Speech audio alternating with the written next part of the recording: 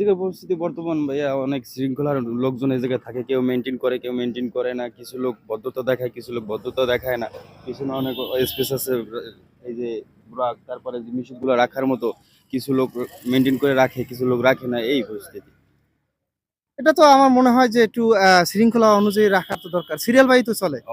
অবশ্যই এখানে এই যে রেজিস্ট্রেশনের সভাপতি আছে, সেক্রেটারি আছে।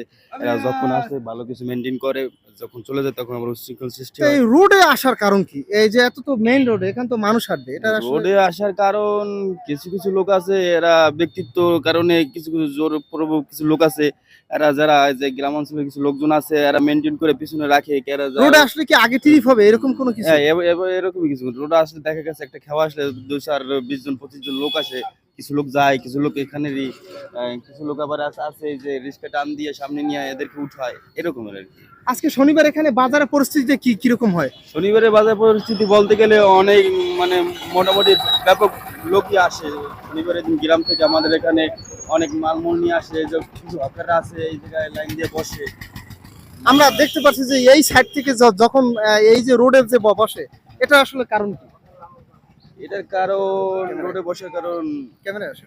এটা এই যে আশেপাশে বসার কারণ হয়েছে যে প্রতি সাপ্তাহিক ভাবেই এরা গ্রাম থেকে আসে, সাইডে জায়গা থাকে, এরা বসে মালমূল বিক্রি করে তারপর চলে যায়। সাইডে বসা কি আসলে আপনার দৃষ্টিতে কি ঠিক না যে কোনো একটা জায়গায় এরা নির্দিষ্ট মানবিক বসে? দৃষ্টিতে দেখা গেছে অপরাধ, আবার দেখা গেছে জায়গা নাই, কি আর করার আছে।